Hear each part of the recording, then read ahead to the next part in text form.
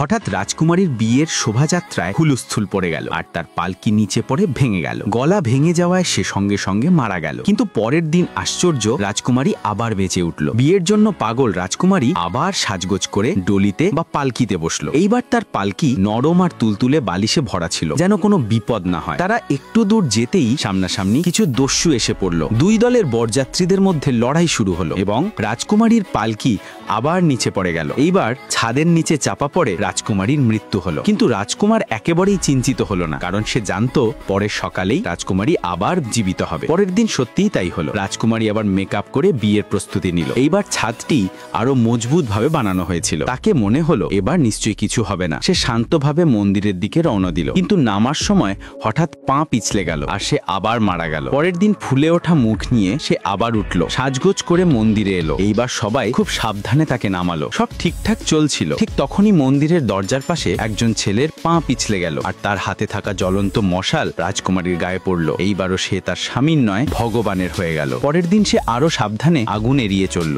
কিন্তু এবার তার মাথায় একটা সাইনবোর্ড পড়ে গেল এবং সে আবার মারা গেল। এরপর সকালে মাথা ব্যথা নিয়ে সে উঠল এবং বোর্ড পড়ার আগে অপেক্ষা করতে লাগলো। বোর্ড পড়ার পর সে সামনে এগোলো। সামনে কিছু মেয়েরা ফুল দিয়ে স্বাগত জানালো, কিন্তু তার তো ফুলে অ্যালার্জি ছিল। শ্বাস বন্ধ হয়ে গিয়ে সে আবার মারা গেল। পরের দিন সে মুখোশ পরে ফুলের ঘ্রাণ এড়িয়ে গেল। আগুন, বোর্ড সবকিছু পেরিয়ে গেল। ঠিক তখনই এক বেড়ালের কারণে একটি ইঁট তার দিকে ছুটে এলো। দাসী তাকে বাঁচাতে গিয়ে ধাক্কা দিল। সে মাথা ঠুকে পড়ে গেল আর আবার মৃত্যু। এরপর বহুবার চেষ্টা করেও যখন টিকে থাকতে পারল না, রাজকুমারী 150 বার মৃত্যুর পর অবশেষে একজন অভিজ্ঞ বিয়ের যোদ্ধা হয়ে উঠল। এইবার সে সব ফাঁদ পেরিয়ে অবশেষে মন্দির পর্যন্ত পৌঁছালো। খুশিতে দাসীরা তাকে এক পানীয় দিল, কিন্তু কিছুক্ষণ পরে রাজকুমারীর পেটে ব্যথা শুরু হলো। সে বুঝলো পানীয়তে বিষ মেশানো হয়েছিল। তার মুখ থেকে ফেনা বেরোতে লাগলো আর সে আবার মারা গেল। এখন তো প্রতিদিন মরাটাই অভ্যাস হয়ে গিয়েছিল। সে ভাবলো যতক্ষণ না এই অভিশাপ কাটছে সে কোনোদিন বিয়ে করতে পারবে না। তাই সে স্পষ্ট জানিয়ে দিল, আমি বিয়ে করব না। কিন্তু রানীমা কিছুতেই রাজি হলেন না। জোর করে তাকে সাজিয়ে